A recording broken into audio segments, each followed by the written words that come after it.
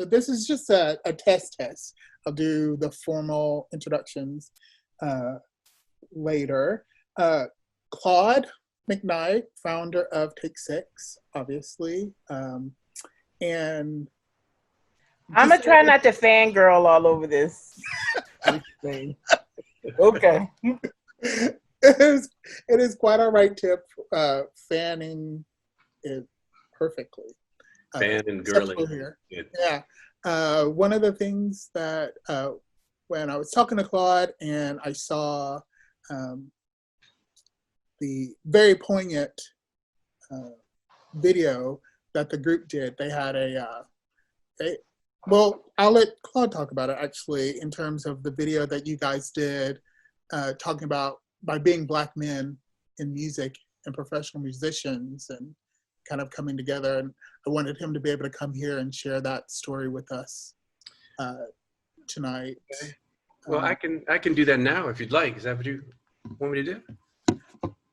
Yeah, you might have to do it again, but yeah, let's just go ahead and kick that off. That's all good. So Take 6 has been together for literally 35 years professionally. And I'm 57 years old and I've been Black every one of those 57 years. And I say all of that to say,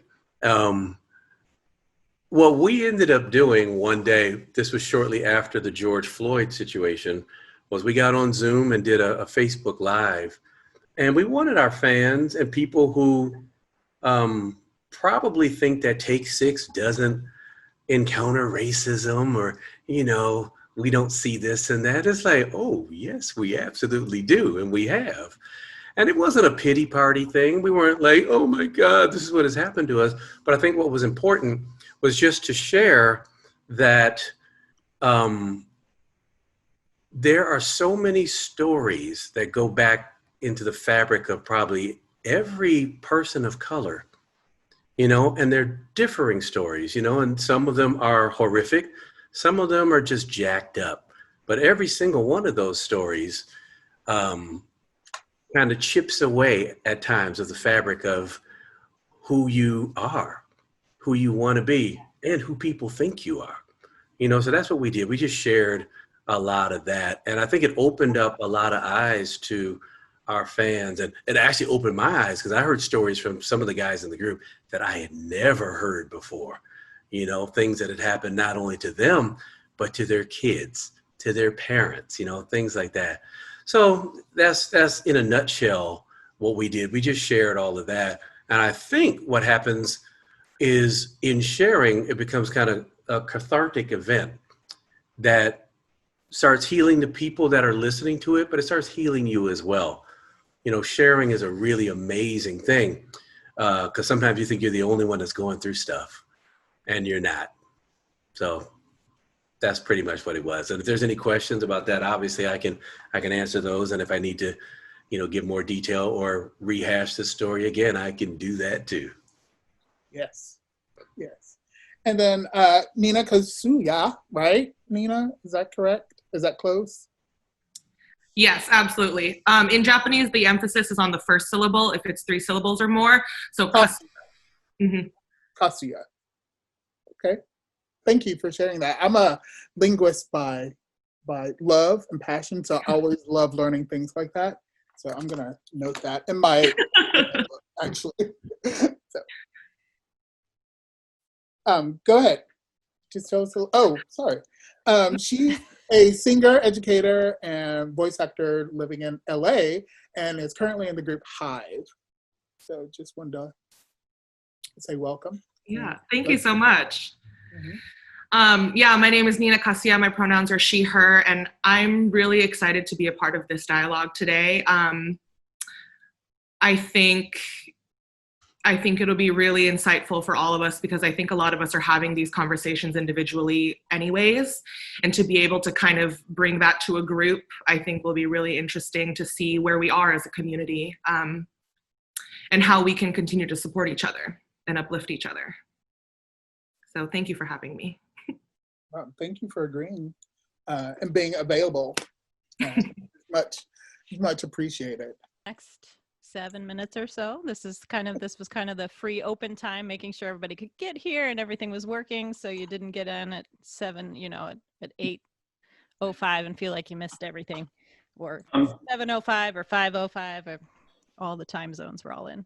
Since unfortunately I have to leave in 7 minutes because my group happens unfortunately to be getting together tonight, maybe I'll just talk a little bit about our experience so I can contribute to this. Sure, go ahead. So like all of you, we had to start adjusting right in March when the world closed. Our structure is such that we normally work towards a big concert in the early fall with the Capitol hearings in DC.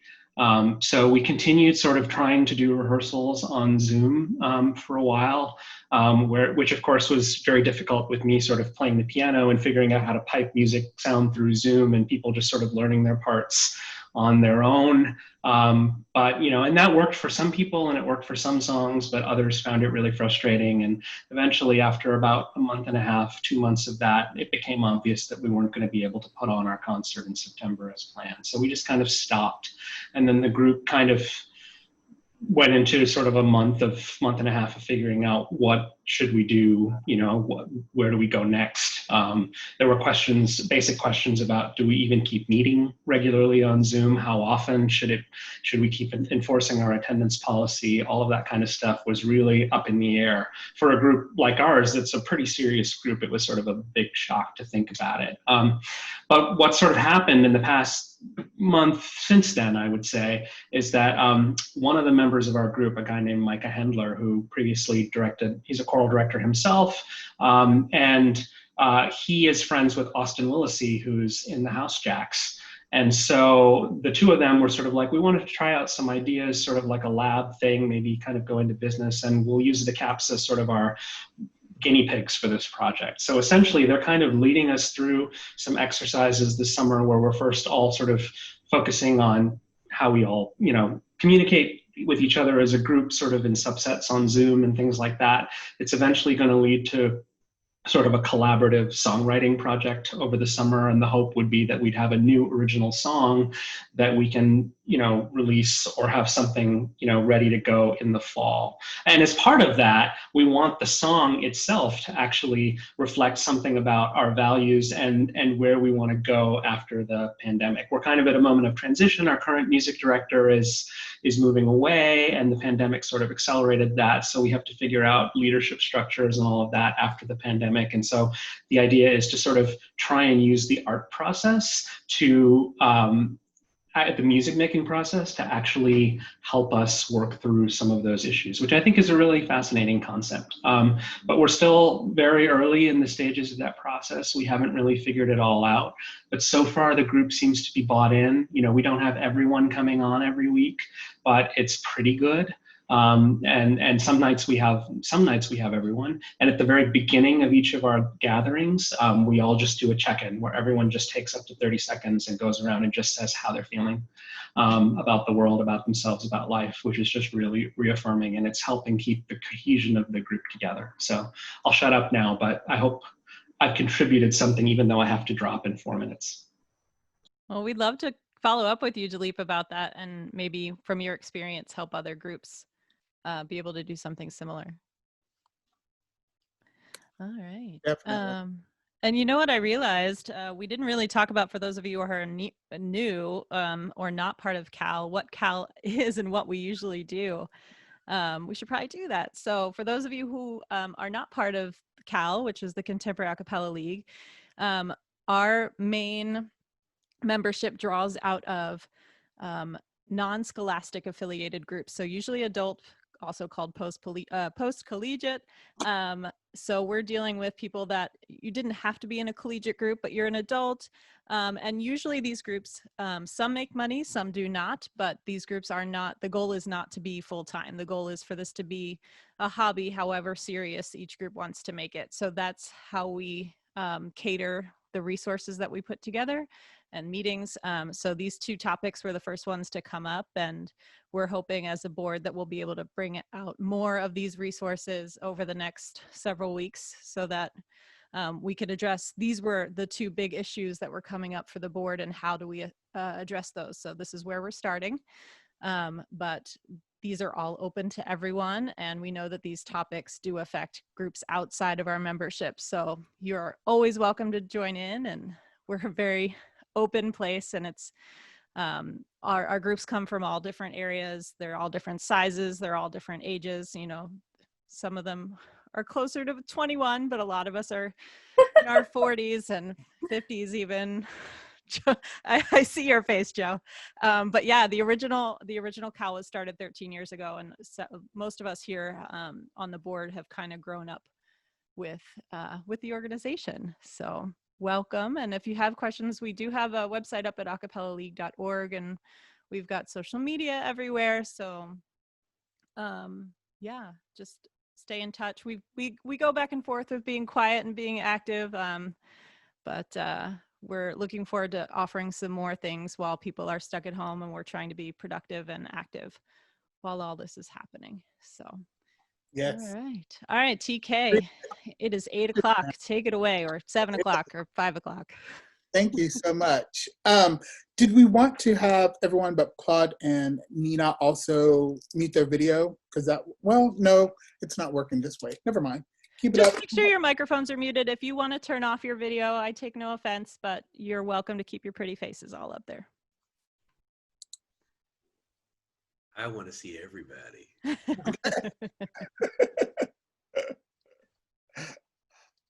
Awesome. Well, welcome everyone. We will probably have more people showing up throughout the hour or so time that we have together. Again, my name is Thomas King. I go by TeKay. My pronouns are he, him, his, he. I am the current vice president of the Contemporary A Cappella League. Amanda just spoke about what the league does, and we're so excited to have you all here with us tonight. I did want to take this first moment to say that without a doubt, the Contemporary A Cappella League stands in solidarity with the Black Lives Matters movement, as well as people of color in general around the world. It is our hope that we sing for our lives, which means singing from birth until death. And that means everyone, because a cappella music is based on harmony. And right now, what the world needs is a little bit of harmony by realizing where the injustices are and what we can do to change them. And it was our hope that tonight could start a bit of that conversation when we talk about solidarity and a cappella inclusion. There are many ways to be inclusive, where tonight, for the most part, we're focusing on people of color, African Americans, Asian Americans, so from an ethnic point of view, but that does not mean we're not looking at sexual orientation, gender expression, any of those things that come from a marginalized position or place in this world. We want to give voice. A cappella wants to give voice to everyone who has one, and that means anyone. And so tonight is about us. So we will hopefully have time right at the end to offer questions, to bring up other things or other topics that you'd like to discuss, and things that we as an organization can do, again, to move forward. This is not our only event, this is just our first event, and so we're excited to have you here tonight. As well, we're extremely excited to have our two special guests with us tonight, who will be sharing their stories, their insights on both topics of both solidarity and kind of thriving in a pandemic. I'll start with Nina. Nina Kasuya is a singer, educator, and voice actor based in Los Angeles, California. She directs the musical theater program and a cappella group at Emerson Middle School, and also teaches a range of classes, including solo singing and performance workshops, as well as group master classes on choreography and movement. Currently, she sings with the group HIVE. And then so everyone, welcome Nina. Hi. And then we have Claude McKnight. It kind of goes without saying, I introduced, I was trying to come up with the introduction. I was like, the man, the best. I really kind of came to lots of words. Claude and I have sung together in a Delta Cappella when I was in Delta Cappella opening for Take Six before, and that was most exciting. And then again, we shared a Christmas concert, as well as back in the day when I was a part of the Contemporary Acapella News. I did a review and interview of, oh my gosh, what album was that? But that was about 20 some years ago too. So it's been a long history that I have with the guys. And we're so excited to have you here as well. The group that he's with is a 10-time Grammy Award winning group called Take Six that originally started in Oakland College back in the day. And we were really excited and pleased to have you here with us this evening as well. So the first question that I'll ask of you two would be, is there anything else that you would like to share with your audience just to talk about and to get us started, to introduce yourselves? And then we'll go from there. We'll get into the meat of the topic. Just hello, and thank you so much for having me. I'm honored to be amongst such great company today, or this evening, whatever time zone you're in. So thank you. And thank you as well. I'm geeked about being here, so I truly am. Thank you for having me. No problem. So we were having a little Cal happy hour beforehand, and some things came up that we want you all to be able to share again with this newer audience. But the kind of first thing that I wanted to talk about or ask you guys is, we have the terms inclusion and equity and diversity that is really being brought to the forefront in vocabulary and the lexicon of American language right now. And I just wanted to know, what does it mean to you or your group? What do those words mean, and how are you showing them? And then what do you think those words can mean for the acapella community in general? So as far as inclusion, I mean, that's a big word, right? It is a big word, yes.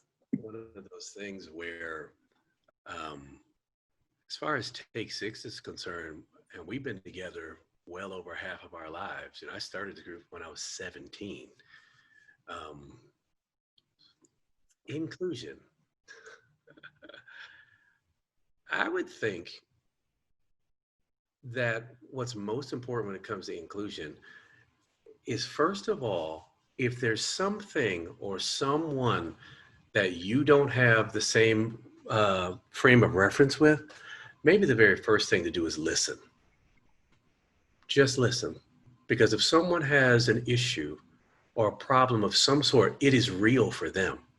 You may not ever be able to completely empathize with what's happening in their life or whatever, but I can dare say the first thing that you should not do is just start throwing words and statements and, things at them. Listen first. I think that is the key to inclusion, at least from my point of view, because if you can do that, then you can soften someone's heart, and your heart can be softened to where now we can be on the same playing field. And there's an opportunity there for growth and for learning, if that makes sense. Yes. Absolutely. And I think to kind of build off of that, I think inclusion also requires active effort. Inclusion is not something that happens by osmosis. It's not something that you can will into existence. You have to do the work, which means you have to be willing to mess up. You have to be willing to learn. You have to be willing to unlearn and relearn and continue putting yourself in a position where you are fighting for other people and looking beyond just yourself. I think often the word diversity is used as almost like a Band-Aid. People are like, diversity is important to us. Now we don't have to do the work, but diversity and inclusion go hand in hand. And you can't really do the work, right, on the inclusion side if you're not understanding what your diversity looks like and what's prioritized or what needs to be prioritized for you or your group.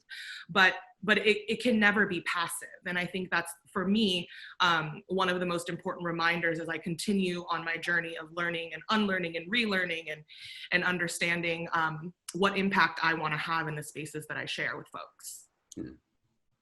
Awesome. Exactly. And so how, to keep on that trail, how do you think it's being expressed in terms of inclusion or equity, expressed in the current a cappella community? And that's a loaded word right now. There have been several, like if we have real talk, and this, let's have this, establish that this is a real talk situation, and things may get tense or may not, but that we're all here to learn from one another. And so as long as we talk with respect and listen, as Claude mentioned earlier, with respect, that please feel free to say what's in your heart and on your mind. Because I'll just go ahead and bring it up. On the CASA Facebook page, there's been a lot of interaction or discussion or arguments about inclusion and excluding people and what that means. So how are we seeing inclusion and equity and diversity in the community right now, do you think? So I might have to recuse myself because, Yeah. I mean, honestly, Take 6, interestingly enough, has never really been in that world. So when we come in and out and we do festivals and stuff, it's an eye-opening thing for us. So I want to hear from people like Nina and yourself, TeKay, and Amanda, and other people who've been immersed in this, so that I can listen, so I can actively listen and understand. Because for people who may not know Take 6 or on this thread, or who aren't all that aware with, where we came from, we were never considered an a cappella group, even though that's all we did. We were signed to Warner Brothers Nashville, which was a country music division of Warner Brothers Records. And so we were just an artist on that label. And then our projects were worked in LA and New York and everything. And so then, even though we were a contemporary Christian group and we sang a cappella people thought we were something else. Christian music artists thought we were something else. Secular people thought we were jazz. Jazz people thought we were something. We were just singing. So I don't really know this world until I delve in like I'm doing right now, which is why I said I'm geeked, because I'm like, oh man, I am an a cappella singer. Yeah. That's what I do. So please explain it to me, some of the stuff that you were just talking about, TeKay and Nina, so that I'm aware. Okay. Do you want to take it first, Nina? Sure. We don't have to talk about that specifically. We can talk about anything in general that's been going on, but that came to mind. And actually, Claude, I wanted to go back and I'll just mention a name from your post earlier, but we can do that in a minute. So, Nina, take it away. Yeah. I think the a cappella space is very complicated.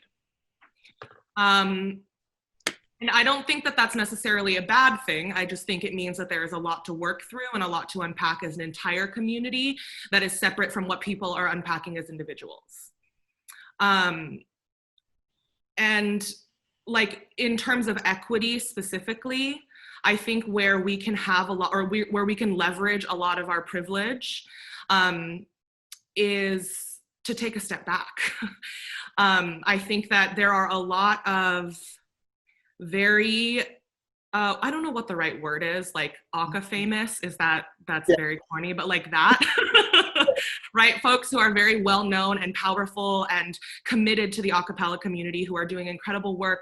But a lot of those people, especially those who have a very high online presence, are cis hetero white men. And they're incredibly talented, and I respect them so much and their opinions a lot, and I think they need to take a step back sometimes. That doesn't mean to shut up entirely. I think what that means is looking at what this current revolution is looking like in the midst of a global pandemic and understanding what your role is and what your power is and elevating the other voices around you that do exist more in the margins than you. But that's just one layer of things, right?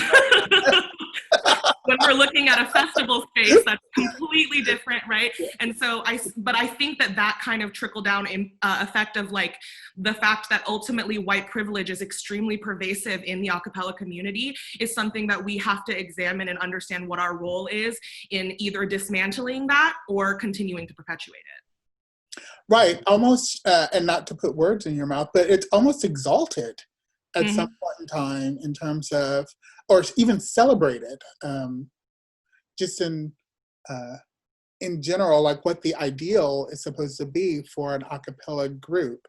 And so many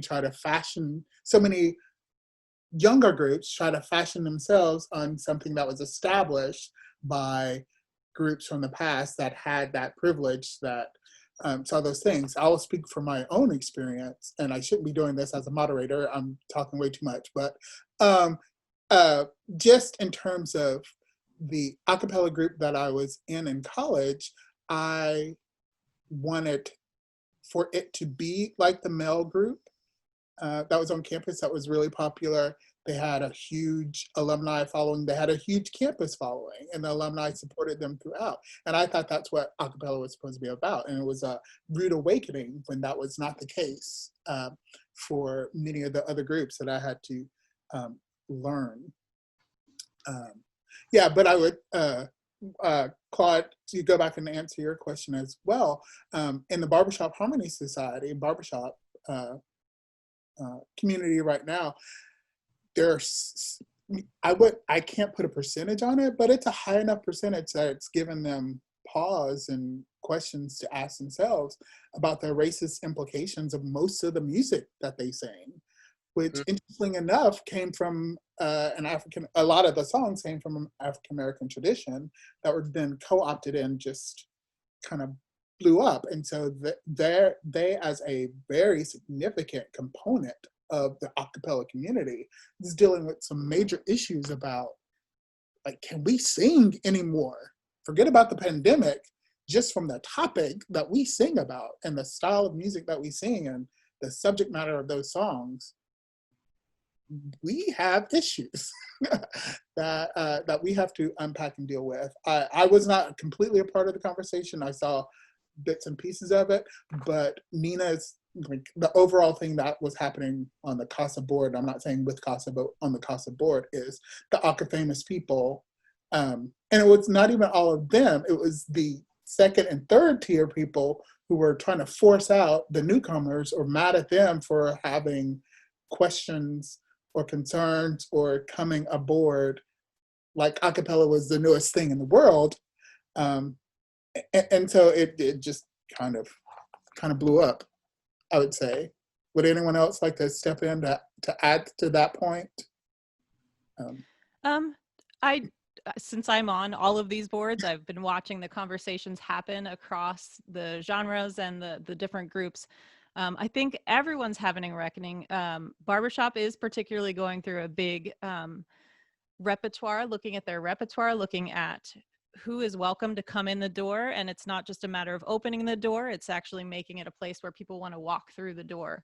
And I think, so it's a very focused, they're focused on marginalized people. And I think on a broader scale, the contemporary side is talking about, yes, you know, we've opened the door and maybe we're a little bit more diverse and we're a little bit more thoughtful, our song choices, but there's still some thought to go around our song choices too, I think. But I think it's been a big, like, let's look in the mirror and say, like, how are we keeping people out? How are we, you know, contemporary a cappella can be very cliquey and niche, and we want it to be a big thing. But then when new people come in, we're all very, like, gun shy. We're like, well, you haven't been here for 15 years, so, like, what are you doing here? And yes, like people here have been around. Claude, you've been around 35 years in a cappella, and you know, Cal's been around almost 15 years now. And it's like, yes, we contribute a lot, but what are we doing to bring in the new people that are going to keep contributing when we stop?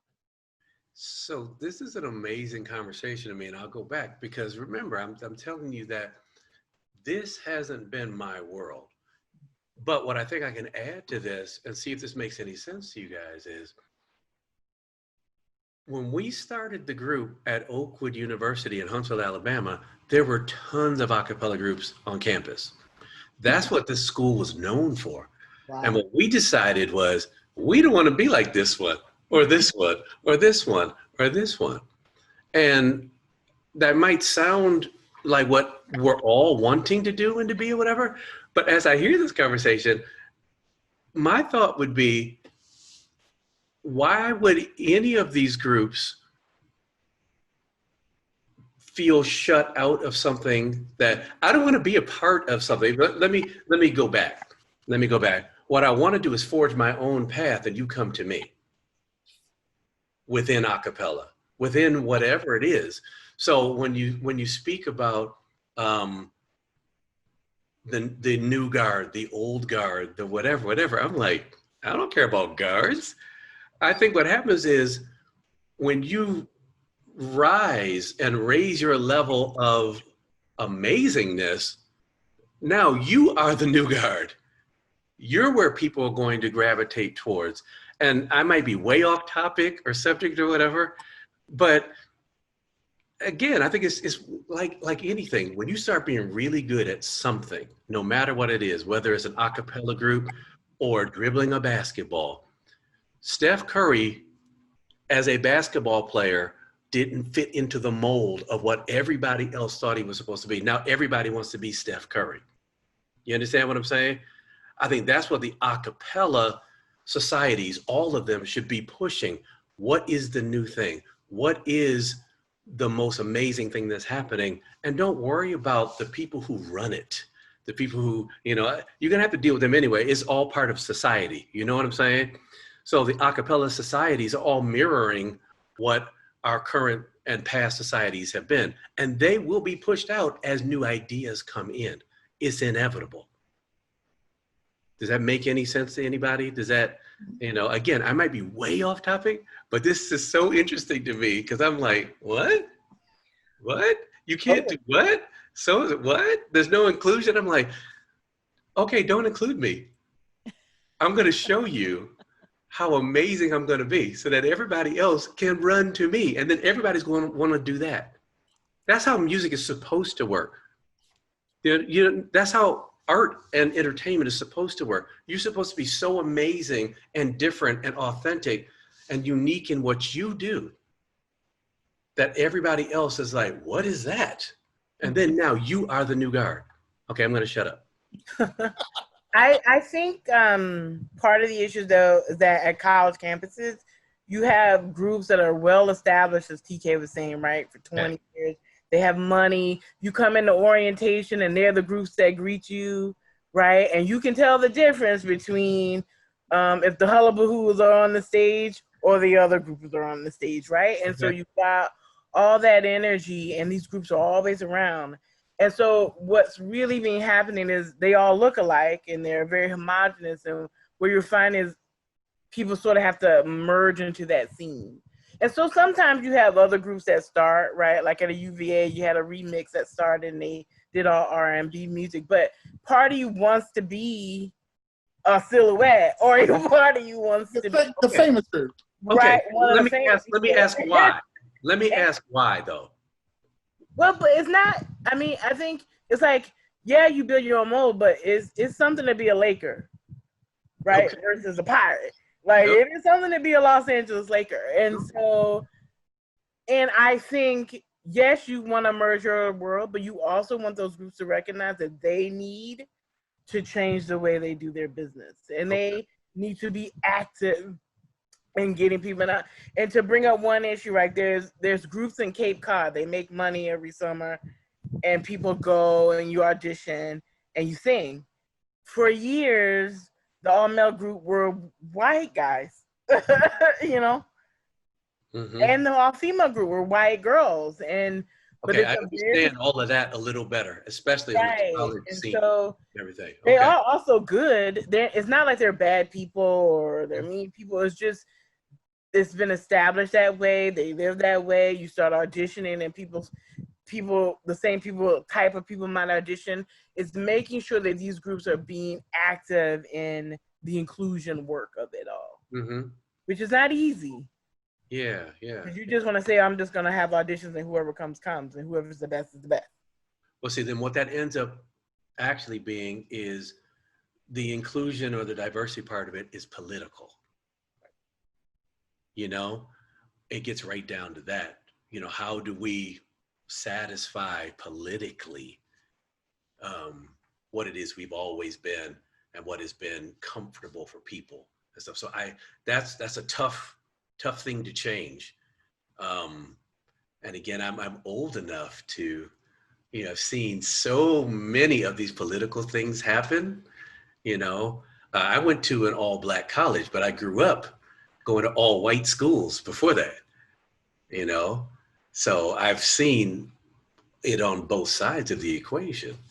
And now my daughter, as you were speaking, Tiffany, about, you know, the groups on campus, my daughter got into a very prestigious a cappella group at her university.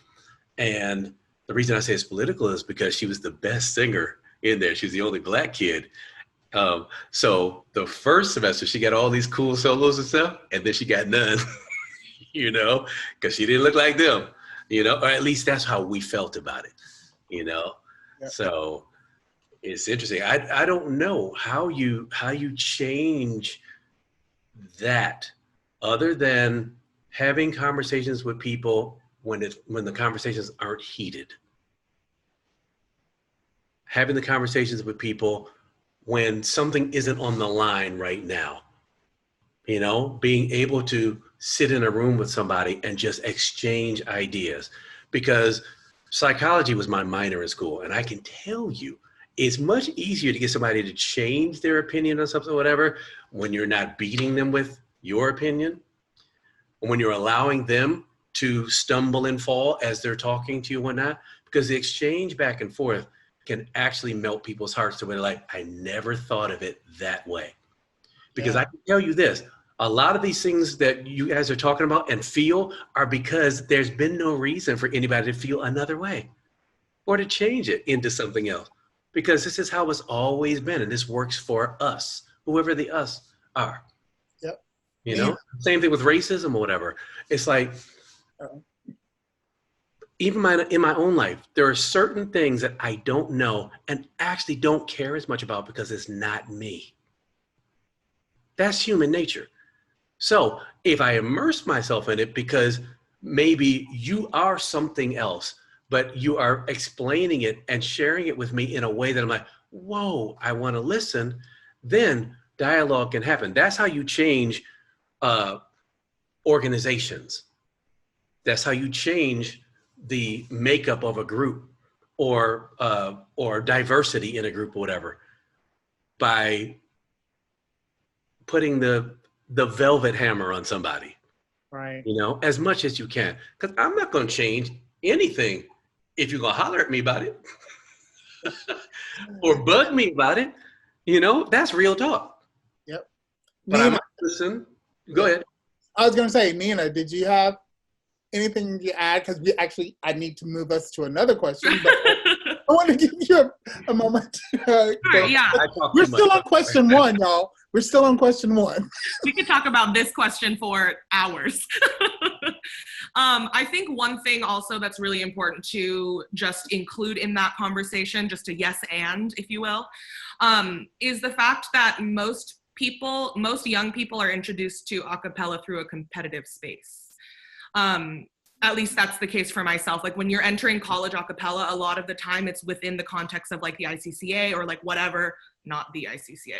The ICCA? Is there a the? Anyways, I mess that up a lot and I feel like someone's gonna come after me.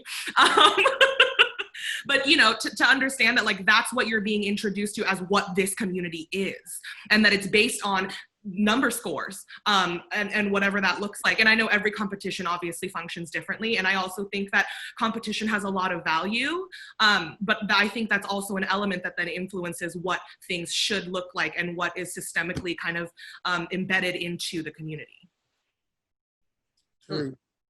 True. And so to keep in line with that, I did want to move, like I said, to the next question in terms of what are some shareable moments that you feel comfortable with sharing, or teachable moments that you've experienced or your group has experienced from being a marginalized or part of a marginalized perspective? Like in terms, you can talk about micro or macroaggressions or anything in terms of dealing with being other. If we bring it down to brass tacks, or being other. Wow. Nina, you got it? Sure. Okay. I can jump in. I think especially when you are performing with a group that presents a certain way gender-wise, the question is never asked what your pronouns are, what your gender is, or what your identities are. And I think that kind of broad strokes, always being called ladies or girls, is exhausting, because not everybody in the group identifies that way, you know. And just because somebody is wearing clothing that may implicate to you and to you through your perspective that that's what they're trying to present as woman, it does not mean that that is the truth.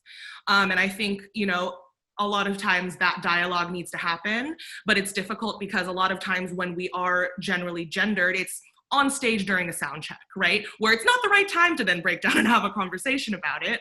But I think that's one level of things. And I also think that,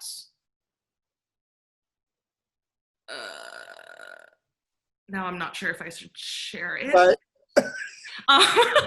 Yeah, it's tough. Don't share anything that makes you uncomfortable. I'll just try to make it as not specific to like where this happened as possible, because it's not accusatory at all. I think it's just something that a lot of folks need to reflect on.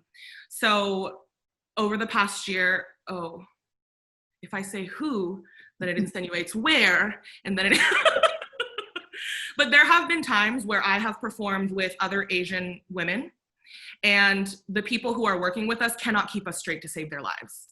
We may not look anything alike, but that's something that I don't think is exclusive to Asian experience in any way, shape, or form. I'm sure that Black folks feel that way all the time. And so I think that having awareness around, especially when you're creating a space for people to come together and learn together, right, which is what a lot of these festivals are. It's more than just the performance. For me, at least, like the learning aspect and that community aspect is so important. I think making sure that everybody that you're working with has that awareness is important. I think that includes not just the board members, not just the volunteers who like you usually work with, but the extra people, maybe the parents of this one group who are helping to drive whoever back and forth, whoever else is involved. I think, you know, if you want systemic change, you have to work with the entire system. You can't just work with certain areas of it. Girl, preach. Okay.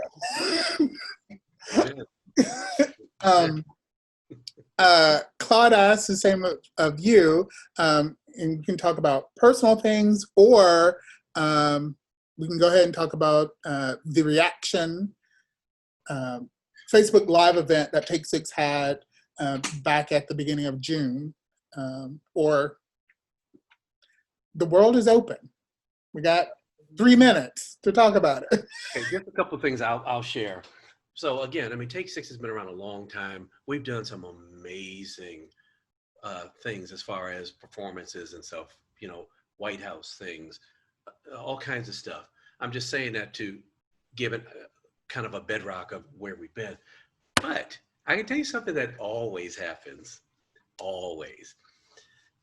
We'll get onto an airplane and there's 6 of us in first class.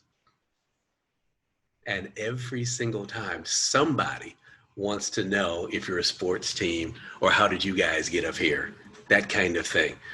Now, to Nina's point, it's exhausting to always feel like you have to either give an explanation or feel less than, you know, just because you're sitting you know, where everybody else would be, you know.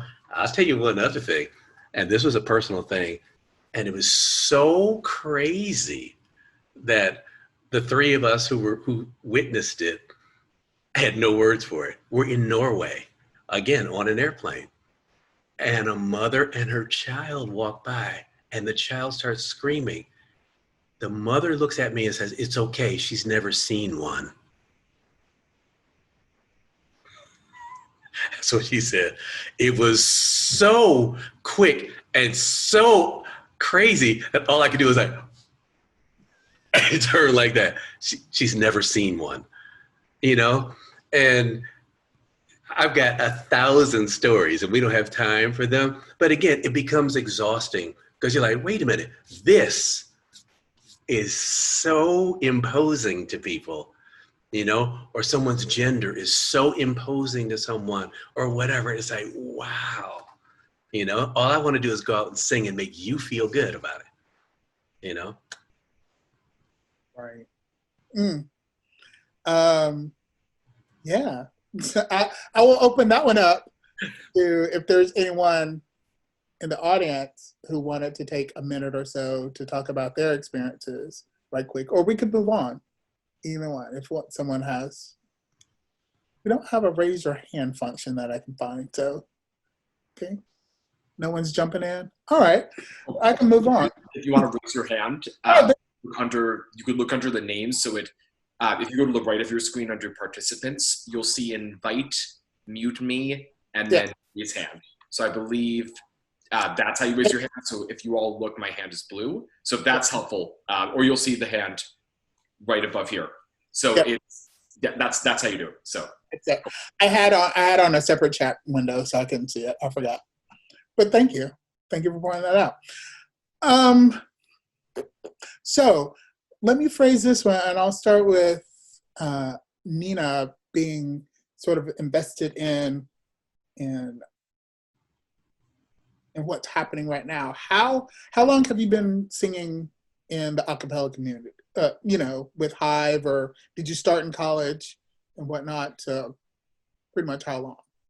Yeah, I started in college. I didn't know that, I mean, outside of obviously groups like Take 6, which we all know about, I didn't know that a cappella was a world that existed in this capacity. It wasn't until I transferred to UCLA during my third year of college that I realized, oh, this is like a thing, like much more than like a hobby thing. This is a real thing. Yeah. And I definitely, to a point where I felt like my major in college was a cappella. I'm sure many of us felt that way. And then I think maybe less than a year, I wasn't intending to necessarily be part of the community afterward, just because I didn't know what that would look like for me. And I wasn't in one of the more highly competitive groups in college that usually continue a lot of the work in the community. And it wasn't until Rob Dietz, who I'm sure most people know of, reached out to me and put me in contact with Lisa and Morea in the Bay Area that I started to become a part of HIVE and really able to like jump in with both feet into the community, into the festival space, and into all of that. So for me, it feels like a relatively new world and journey still in the greater picture of like my performance life, but also a cappella has a way of sucking you in and making you feel like you've been here forever and that this is everything, you know? Yeah, so one of the reasons I asked that part is, how have you seen any changes in the community over the span of like when you kind of first joined to what's going on now? And if you have, what more can we be doing or should we be doing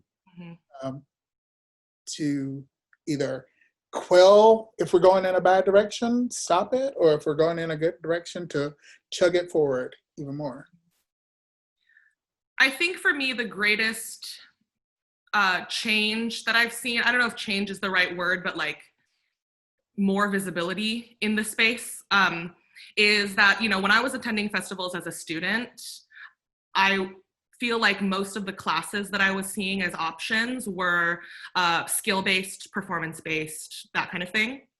And I think that as I have continued to be with HIVE and taking on a greater educator role than just a participant role, I've seen a greater increase in the interest around other topics that impact us, just like this conversation. And I think that that's really important. And I think part of my privilege in being able to see that at all is because of the way HIVE was created and the intention behind the work that we've been doing. It was never about being the top star of anything. It was really about creating space and community and continuing dialogue, because, you know, as an educator, you have a responsibility to, I guess, just be real with young people, right? Like, I don't think that there's any reason to sugarcoat a lot of this stuff, because at the end of the day, this idea that people are too young to talk about it is ridiculous. They're living it every single day. And so for us to not acknowledge that is, I think, disrespectful and also like irresponsible. And so I think that that kind of continued dialogue should increase. And I think that also, given the fact that we are now at this place in history and in time, with not only a global pandemic, which is in this country not slowing down by any means, and also in the midst of this new civil rights movement, if you will. It's not new in that the work is new. Obviously, this has been happening for decades and decades, and people have had their foot in it forever. But the fact that there is this huge resurgence, I think, also should force us to take a step back and think about whether promoting our own music is a priority, right? Whether that be in the festival space or you're recording your album or whatever it is.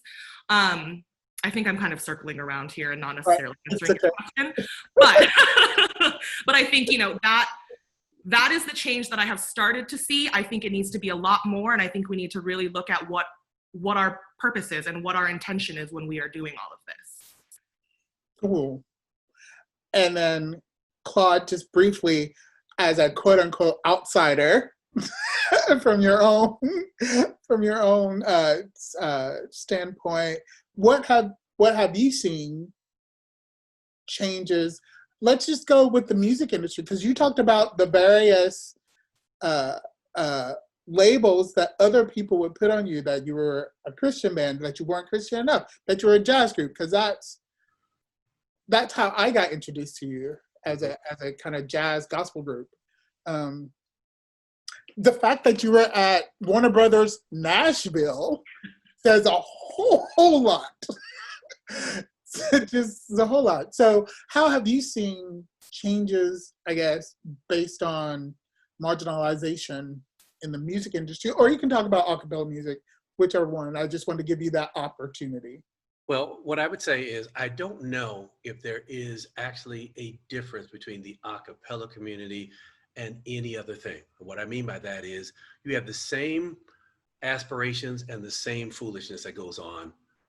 It's everything, you know, it's macro and micro, you know, yep. It's gonna happen. So all the things you're talking about in the a cappella world exist everywhere else. So let me go back, because I truly, truly, truly believe that Nina was making some amazing points, but what I would add to that is to go back to what I was saying. I think is really important. When you can forge your own path, it's gonna be lonely, it's gonna be scary, it's gonna be a lot of different things.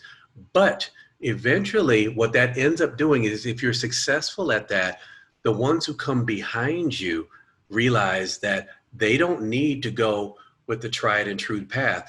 And what ends up happening is the tried and true path also changes. Now, the reason I know that is, when I started this group at Oakwood, the Aeolians were the amazing choir there, and they still are. They were like the #1 choir in the world for like the last few years or whatever. You can look them up. Mark Kibble and I couldn't get into the Aeolians because we were singing in this other group. And you couldn't be in the Aeolians if you sang in a group that had more than 4 people. So we were like, well, dang, we can't get into the Aeolians. Well, we better really make this other thing really, really great. And so again, it not only allowed us to do our own path, but the Aeolians and every other group on campus realized, you know what, we don't have to have these rules.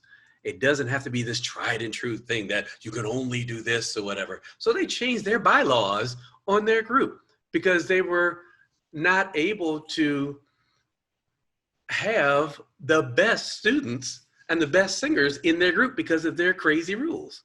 Right. You know, does that make any sense? It's like change comes because you push against it. You have to push against it in a way that shows excellence. It shows all manner of stuff that I think cannot be denied. Right. That's what I'm saying. If you can't be denied, people have to pay attention, including those in power. That's how that works.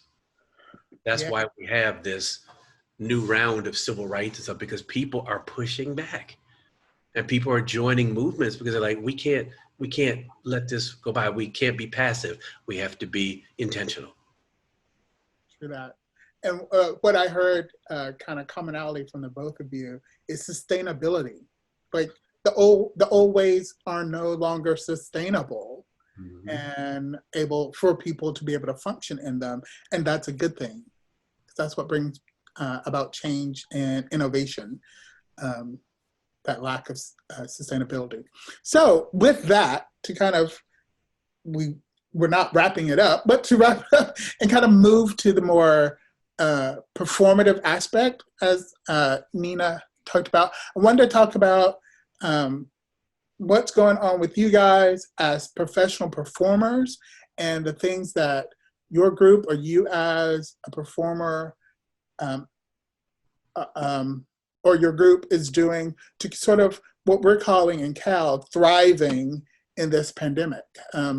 We're all trying to survive, which is true, but we want to be able to thrive as well. And it's a trying time.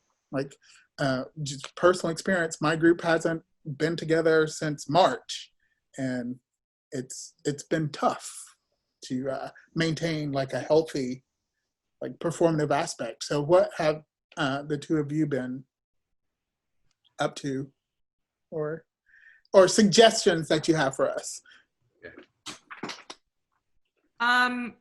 I'm probably in the same boat as most people where like performance, especially in the live capacity, is not a thing that's happening. I did have one offer for a gig where they wanted us to wear plastic bubbles, and I just decided that was not worth it. But, you know, the way this meeting started was, or I don't know, meeting sounds a little formal, but the way this conversation started, I think, was really about pointing out the fact that all of us have a voice, right? And that I think it's important to realize that our voice can exist in a capacity that is not just melodic, if that makes sense. Like, we can use our voice and understand that this instrument that we have is also like a gift and a power and a privilege, and use it to leverage use our privilege, that privilege to leverage understanding maybe sometimes in other spaces.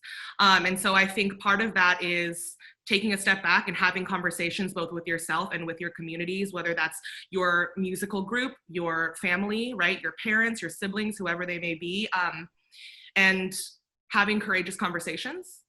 And I know that that doesn't feel like an answer to how we can all be singing together again, but I think that this work and this moment makes it so that doing that is not an option. And I think that that will then further like empower whatever it is that we decide to create after. And I also think that for me, like one of the things that I've had to learn through my adulthood is the fact that career paths don't always look the way you expect them to look or the way that society has told us that they should look. And so I think a lot of people would look at the work that I've done just over the last decade and see a lot of like this. But to me, that's what works for me, right? And so understanding that perhaps now is an opportunity, if you are afforded the privilege of perhaps still having income or whatever. I know there's so many circumstances with the pandemic as well, but an opportunity to dig inward and not let it be about yourself, because I think a lot of us do it for the glory, right? We want applause. Of course we do. We want people to think that we're good. We want them to think that we're credible, but we want them to think that we're talented, but it's also not always about us. And so that's kind of where I'm standing in terms of performance at this time. Okay. Claude. Man, performance is crazy because my group has been doing 130 to 150 dates a year for the last 30 years. And we literally, as everyone else, it's come to a screeching halt. But what we have found, even though we can't do anything together live, we have to continue creating. So that's what we are doing. We're recording, we're writing, we're doing all manner of stuff, because if the cheese has truly moved, you can't sit back and just say, well, it'll come back one day, because who knows? Who knows what the live scene is ever actually going to be like again? And again, as many dates as we have done, we travel all over the place. We fly from here to here to here. If there are quarantines in place, or you can't do this in this place, or you can't do this, they're talking about the possibility of there not being live shows until well into 2021 or whatever. What's that going to do to the promoters, to the venues, to all of these places? So again, it's going to be the wild, wild west, trust. So you're going to have to figure out, just like we're going to have to figure out, what does this new reality mean? How are we going to make a new reality, especially live? Because I can't tell you what that's going to look like. I truly can't. I'm not doing shows in bubbles, you know? I can't do that as an a cappella group. You can't do it as any group, but I mean, come on, right? I don't know. It seems like it could be interesting to do it once. Because I'm of the try everything once, and then that way you can say, no. Well, and never again. The bigger thing is, a cappella music is an exchange of energy. Yeah. You know, from the performer to the audience, and from the audience back to the performer. So, you know, doing festivals with no people, or doing, you know, that kind of thing, it just doesn't work, you know? So I'm not trying to be the harbinger of doom. It's just, you know, live is our lifeblood when it comes to singing a cappella music, because it's immediate, it's voice. Everybody has a voice. So I would say, get into your creative mode. Do as much as you can creatively. If you're a writer, write. If you're an arranger, arrange. Record. I have my microphone right here. I record sitting right here, right in front of this beautiful view. I do that 5-6 hours a day, and it really psychologically helps. And I think that's the other part. We need to be healthy psychologically, because we don't know what's going to happen monetarily or any of these other things. So imagine if you don't have your stuff together here and here, that's a tough road to hoe. Yeah. Yep. And to piggyback on that, just so you guys all know, like, this is the first of what Cal wants to be many. So we do want to address, you know, keeping yourself mentally healthy and in a good place and creative, but then also some, you know, tactical skills like doing videos and recording at home and things like that. So we'll have more seminars like this one, because we want to give people the tools to stay in a good, healthy, creative place, where you are feeling like you're producing something worthwhile, and also reflecting back on, you know, how can I be a better person? How can our groups be better collectively, not just musically? So when we come out of this, we're all a little bit stronger. Right. Right. Thank you, Can I Amanda. just add one thing? Oh, please. Add many to this.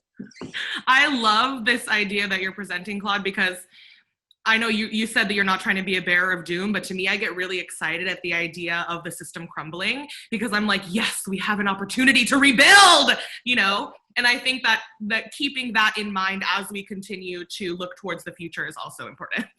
That's great. That's why I said it's the wild, wild west.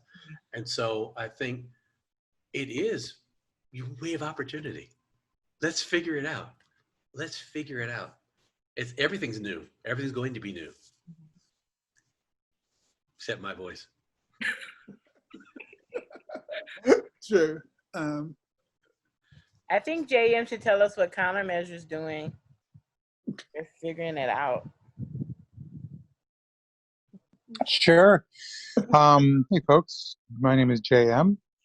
I'm not turning my camera on for a variety of reasons, but I will give you all my love from up here in Canada. What Countermeasure has chosen to do is we have chosen to produce a lot of recorded content and video content based off of our original music, but focusing on a couple of things. First is that we have the newest project has sort of bridges a gap that has bridged too far for some people in the community, but that's fine, which is where we have included a guest instrumentalist on every song as another voice. And they range from Grammy Award winners like Randy Brecker to sort of worldwide specialists like Pamelia Stickney on the theremin, and we made a particular focus on trying to have a diverse set of instrumental voices in what we were bringing, so they as inspirations would give us sort of a jumping off point for songwriting, and then we in turn would return that love with the music that we made together. We've also chosen to focus our major releases for this album on members of the group from a diverse set of backgrounds. One of them is our musical director, which is a straight white man, but the other two, there's the first single of the album is our fantastic woman of color who is just a killer singer. She blew us away, and when we first auditioned her, when they started the group more than 10 years ago, and her song talks about her experience of motherhood, sort of bringing a child into the world in a weird time, and sort of being ready to hold on, which is what the song is called. And then the third single and the last one before the whole album releases is one of our LGBT members who is talking about a sort of struggling with loss and what it means to have a complicated relationship with a family member.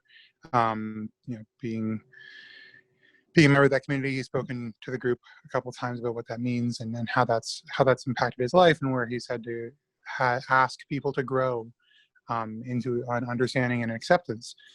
So I think the song's a really interesting exploration that he helped inspire with lyrics, and his performance both in the song and on the music video show, I think, a lot of that emotion that he wants to share and understand, have others understand, and really speak his truth and have his voice be heard. And so those are conscious choices. We had a lot of options to choose from, but this is we felt it was the time right now to push forward, represent that, not as a token gesture, but rather as a standard to hold ourselves to moving forward. And particularly as we move into the second volume of those recorded tracks, we'll be featuring even more diverse voices from around the world. We've got a Japanese shakuhachi player that we've reached out to, and we're trying to get somebody. There's a specialist in one of I can't remember which traditional Indian musical instrument that we've got, but there's a specialist in that who we're trying to bring in those voices, because we feel like kind of what you started this conversation with, that there is a lot of representation, and it's not a retribution sort of thing. It's a reaction to the overpopulation and the oversaturation of those voices. I'm trying to find ways of opening up dialogue spaces and ways of representing individuals and their experiences. So what better way than to bring in guests and to feature members whose stories are important to go alongside the story we want to tell as a group. So highlighting them, giving them open space. And I think the release is going to be fantastic. You can keep your eyes on Countermeasure Music on Facebook or countermeasuremusic.com for a lot of the stuff we're going to be talking about. But the behind the scenes stuff is I think as telling as the stuff in front of the camera, seeing what went into it and what the inspirations were, and sort of how that was all represented in the way that we do things. I'm really honestly proud of what they've been able to do. And in a lot of ways, it was the process of creating this record was the process of letting go, letting, because, I'm also a straight white man. So my perspective is going to be colored in that fashion, letting it go and letting our guests and our featured soloists tell us their story and how those are best represented with the words and music, and then just following that direction and putting that through the lens of what we're able to do. I think that was a really it should be an easy process, and for us it was because of the trust angle. But I feel like recognizing and representing that and spreading that is going to be an important part of what we do with the album, and with just the group in general, is saying you need to open that up. You need to stop talking and start listening, and ultimately you need to believe the people you're with and give them the voices that they have earned, that they deserve, and that is important to showcase right now and moving forward. Excellent. So we did have one question. Yeah, we got a question. And so Annie brought up, what are changes or additions that you see can happen in the verbiage used by groups, either during recruiting or on social media, etc., that creates a more inclusive environment, such as asking everyone's pronouns at auditions? I want to point that at Nina, because Nina and I have had a separate conversation. I know she has a really great answer to this question. Okay. And if you listen to Amanda's podcast, we had a conversation kind of around this as well. For me, one of the biggest things that has been like a battle is just how gendered the space is in general. Yeah.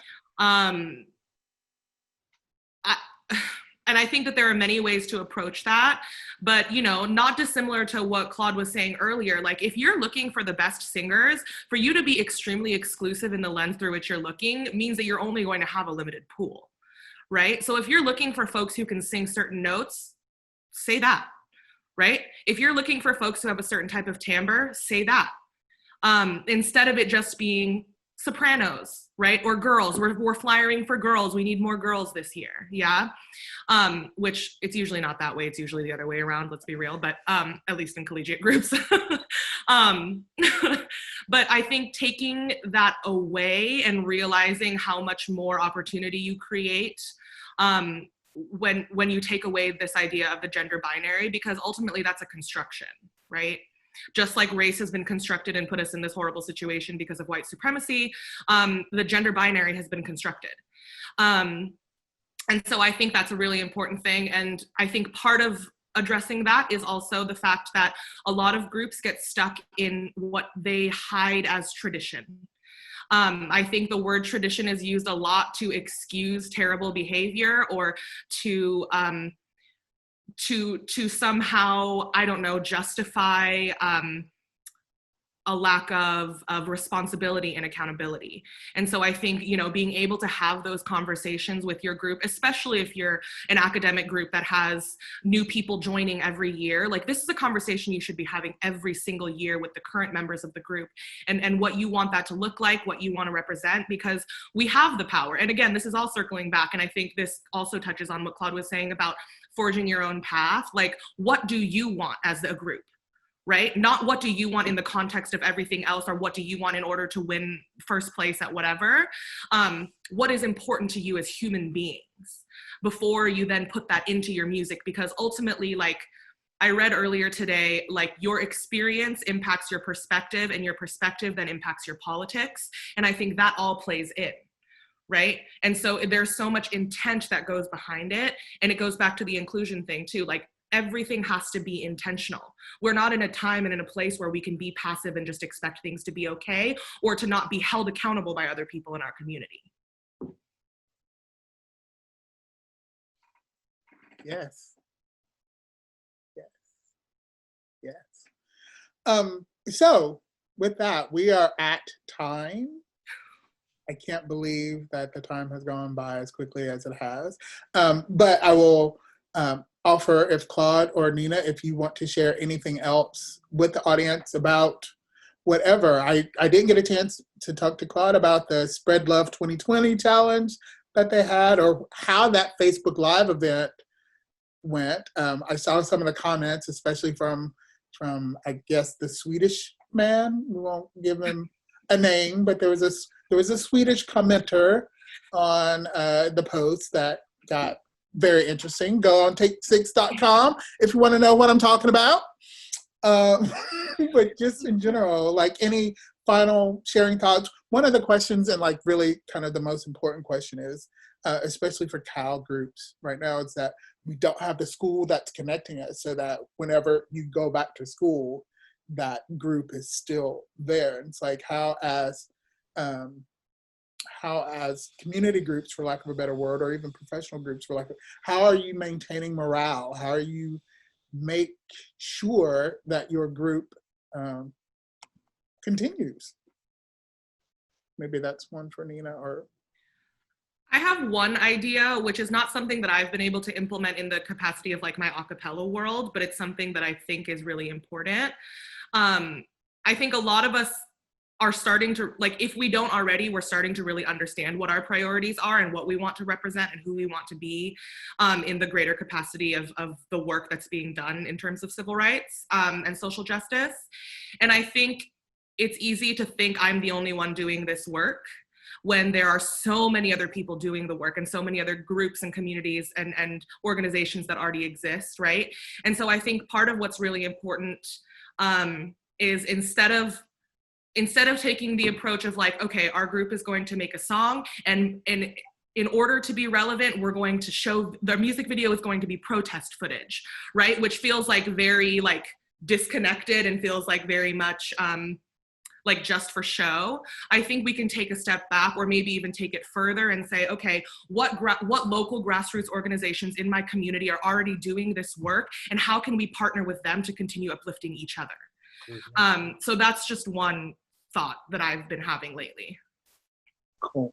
That's awesome. I think what you're talking about is authenticity. You know, don't do anything, whether or not it's in the name of racism or whatever. Don't do it if you aren't authentically being intentional, because you end up being pandering, or you're just including without having an underpinning or underbelly of why you're doing something. You know, I'd much rather someone be real with me. That way we might be able to come to an understanding of how for things to be better, as opposed to you just off the cuff or you know, some kind of way just doing something because you think that's the thing to do. Do not do that. Do not do that, because what ends up happening is later on that Band-Aid gets ripped off. That's why we are at this place again and again and again, because we're not actually breaking up the bad ground. We're just putting Band-Aids on top of stuff. So to Nina's point, or anybody's point, align with organizations that do the work. Learn what that is. If that touches your heart, be in that. Don't just go off the cuff and do stuff just because everybody else is doing it, or because that's the thing that's in now. Don't do that, please. That would be my words to you. Right.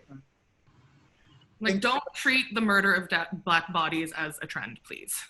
That is my request. Yes. And that's a great way to kind of end this. I want to thank you both. Thank you, Nina. Thank you, Claude, for sharing your gifts with us tonight, your spirit and your time. It is much appreciated. I want to thank our audience for being here with us, and hopefully you gained something that you can take it back to your groups or your community or whoever, or like just enrich yourself. And especially I'd like to thank the board of Contemporary Acapella League for being here and for doing what we try to do best, and that's making sure that people are singing for their lives. Yeah. Let me say, I would love to come back. Okay. Oh, please. We would love to have you. Thank you. Absolutely. Both of you have been I learned fantastic. so much, because this isn't my world. I'm sorry. No problem. Yes, yes. You will be forever included in everything that we can do. No, joking. But yes, we will be in touch. And we hope everyone will come back. Like we said, these things are not going to be just for members. We want more people to be involved. We want this to be an open conversation. So Andrew very nicely put how to contact us on social media all in the chat. So please do follow up with us, because we've got some ideas of what we want to do with this, hopefully series that will keep going, and in ways that we can be better singers, better groups, better people. But we don't want to just kind of force feed it to you. So if there's more that you want to expand on from today's conversation, or ideas of things you think your group needs, or you need help so that you can help your own group, we are open books, open doors. Come and tell us what you want. And I just want to add to that from what Amanda just said. We appreciate all the new faces. And, as she talked about, and we've been speaking about all evening, about bringing new people into this conversation and into our community. We're just grateful that all of you were a part of this tonight. So thank you. Thank you. Thanks, everybody. Thank you. Good night, everybody. Good night.